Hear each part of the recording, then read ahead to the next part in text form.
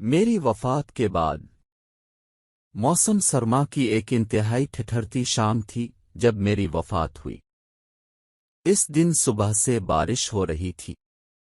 بیوی صبح ڈاکٹر کے پاس لے کر گئی۔ ڈاکٹر نے دوائیں تبدیل کی مگر میں خلاف معمول خاموش رہا۔ دوپہر تک حالت اور بگڑ گئی۔ جو بیٹا پاکستان میں تھا وہ ایک تربیتی کورس کے سلسلے میں بیرون ملک تھا۔ چھوٹی بیٹی اور اس کا میاں دونوں یونیسیف کے سروے کے لیے کراچی ڈیوٹی پر تھے۔ لاہور والی بیٹی کو میں نے فون نہ کرنے دیا کہ اس کا میاں بے حد مصروف ہے اور بچوں کی وجہ سے خود اس کا آنا بھی مشکل ہے۔ رہے دو لڑکے جو بیرون ملک ہیں انہیں پریشان کرنے کی کوئی طاقت نہ تھی۔ میں میری بیوی گھر پر تھے اور ایک ملازم جو شام ڈھلے اپنے گھر چلا جاتا تھا۔ عصر ڈھلنے لگی تو مجھے محسوس ہوا کہ نقاہت کے مارے بات کرنا مشکل ہو رہا ہے۔ میں نے اپنی پرانی ڈائری نکالی، بیوی کو پاس بٹھا کر رقوم کی تفصیل بتانے لگا جو میں نے وصول کرنا تھی اور جو دوسروں کو ادا کرنا تھی۔ بیوی نے ہلکا سا احتجاج کیا، یہ تو آپ کی پرانی عادت ہے، ذرا بھی کچھ ہو تو ڈائری نکال کر بیٹھ جاتے ہیں۔ مگر اس کے احتجاج میں پہلے والا یقین نہیں تھا۔ پھر سورج غروب ہو گیا، تاریکی اور سردی دونوں بڑھنے لگیں۔ بیوی میرے لیے ساوت بنانے کچن میں گئی۔ اس کی غیر حاضری میں نے چند اکھڑی سانسیں لیں اور میری زندگی کا سورج غروب ہو گیا۔ مجھے محسوس ہو رہا تھا کہ میں آہستہ آہستہ اپنے جسم سے باہر نکل رہا ہوں۔ پھر جیسے ہوا میں تیرنے لگا اور چھت کے قریب جا پہنچا۔ بیوی ساوت لے کر آئی تو میں دیکھ رہا تھا۔ ایک لمحے کے لیے اس پر سکتہ طاری ہوا اور پھر دھاڑے مار کر رونے لگی۔ میں نے بولنے کی کوشش کی۔ یہ عجیب بات تھی کہ میں سب کچھ دیکھ رہا تھا مگر بول نہیں سکتا تھا۔ لاہور والی بیٹی رات کے پچھلے پہر پہنچ گئی تھی۔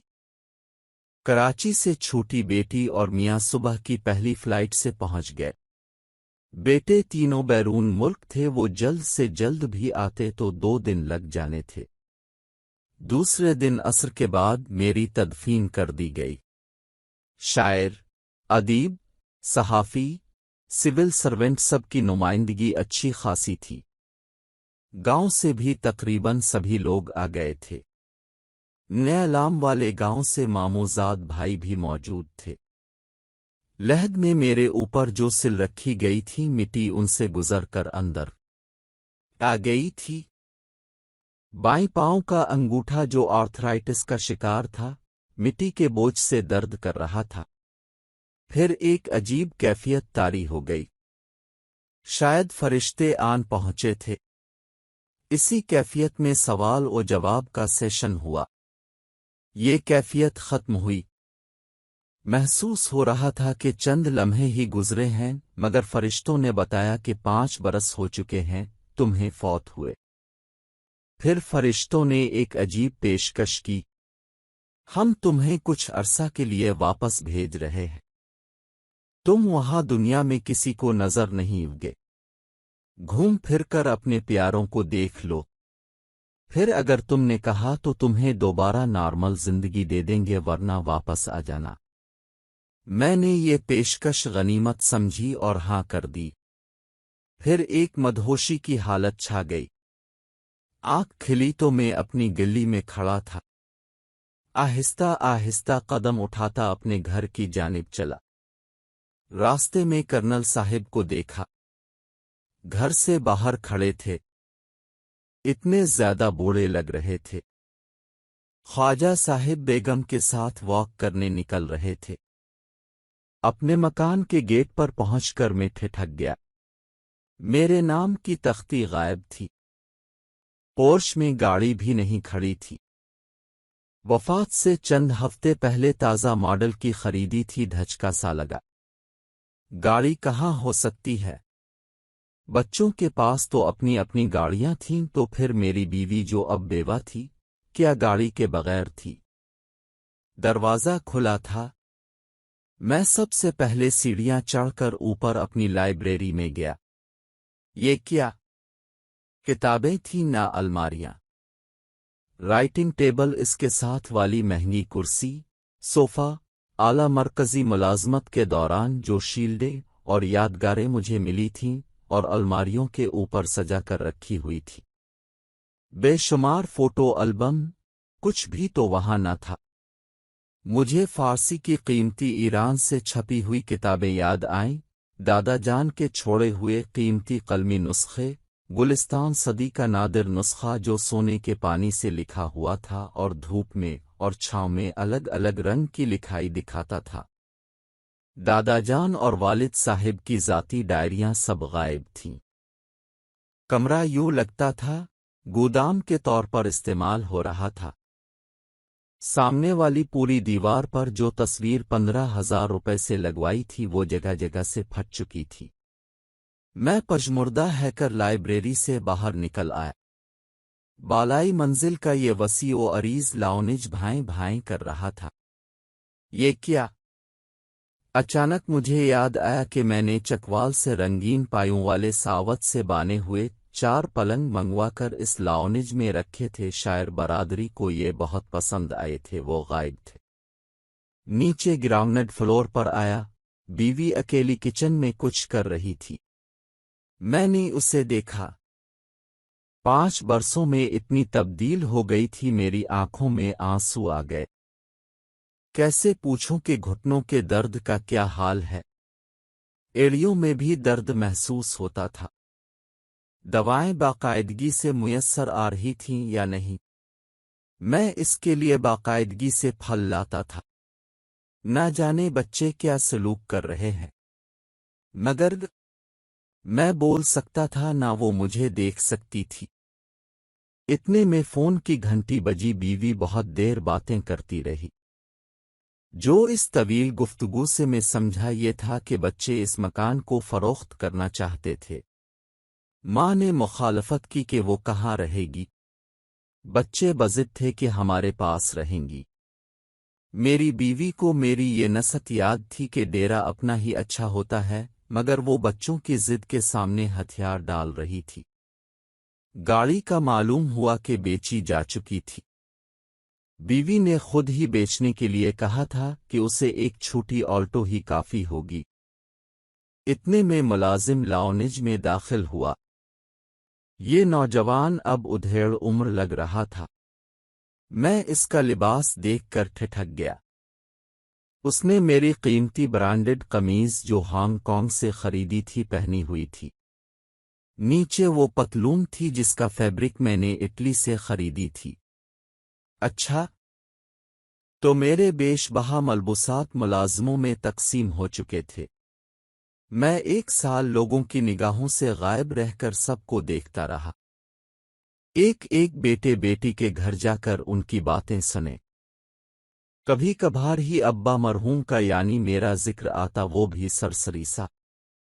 ہاں، زینب میری نواسی اکثر نانا ابو کا تذکرہ کرتی۔ ایک دن ماں سے کہہ رہی تھی، اماں، یہ بانس کی میز کرسی نانا ابو لائے تھے نا جب میں چھوٹی سی تھی، اسے پھینکنا نہیں۔ ماں نے جواب میں کہا، جلدی سے کپڑے بدل کر کھانا کھاؤ، پھر مجھے میری سہیلی کے گھر ڈراپ کر دینا۔ میں شاعروں ادیبوں کے اجتماعات اور نشستوں میں گیا، کہیں اپنا ذکر نہ سنا۔ وہ جو بات بات پر مجھے جدید غزل کا ٹرینڈ سیٹر کہا کرتے تھے، جیسے بھول ہی تو چکے تھے۔ اب ان کے ملازموں نے میری کتابیں بھی الماری سے ہٹا دی تھیں۔ ایک چکر میں نے قبرستان کا لگایا۔ میری قبر کا برا حال تھا۔ گھاس اگی تھی، کتبہ پرندوں کی بیٹوں سے اٹا تھا۔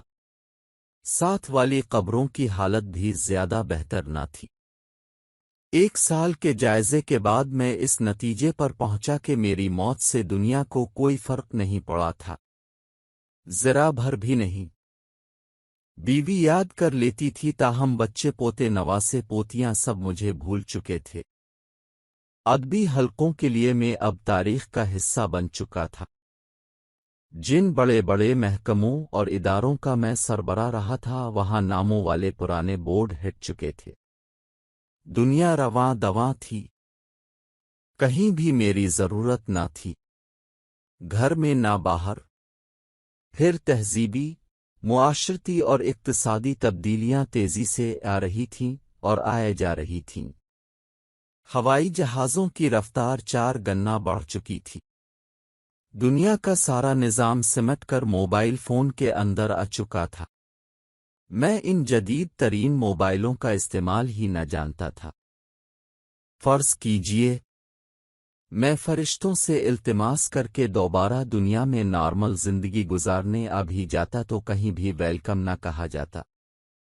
بچے پریشان ہو جاتے، ان کی زندگیوں کے اپنے منصوبے اور پروگرام تھے جن میں میری گنجائش کہیں نہ تھی۔ ہو سکتا تھا کہ بیوی بھی کہہ دے کہ تم نے واپس آ کر میرے مسائل میں اضافہ کر دیا ہے۔ مکان بک چکا، میں تنہا تو کسی بچے کے پاس را لیتی، 2 کو اب وہ کہاں سنبھالتے پھریں گے۔ دوست تھوڑے بہت باقی بچے تھے، وہ بھی اب بیمار اور چل چلاؤ کے مراحل طے کر رہے تھے۔ میں واپس آتا تو دنیا میں مکمل طور پر انفنٹ ہوتا، نئے لباس میں پیوند کی طرح، جدید بستی میں پرانے مقبرے کی طرح۔ میں نے فرشتے سے رابطہ کیا اور اپنی آخری خواہش بتا دی، میں واپس قبر میں جانا چاہتا ہوں۔ فرشتہ مسکرایا۔ اس کی بات بہت مختصر اور جامع تھی۔ ہر انسان یہی سمجھتا ہے کہ اس کے بعد جو خلا پیدا ہوگا وہ کبھی بھرا نہیں جا سکے گا، مگر وہ یہ نہیں جانتا کہ خلا تو کبھی پیدا ہی نہیں ہوتا۔ یہ بتانے کی ضرورت نہیں کہ یہ ایک تخیلاتی قصہ ہے، مگر مشاہدات و تجربات بتاتے ہیں کہ تقریباً ایسا ہی کچھ ہوتا ہے جب انسان اس دنیا سے چلا جاتا ہے۔ اپنے خاندان اور دنیا داری کے جتنے فرائض ہمارے ذمے ہیں ان کو بہترین طور پر ادا کرے، مگر یہ سوچنے کی بجائے کہ میرے بعد اس دنیا میں کیا ہوگا، یہ سوچیں کہ میرا کیا ہوگا اس دنیا کے بعد۔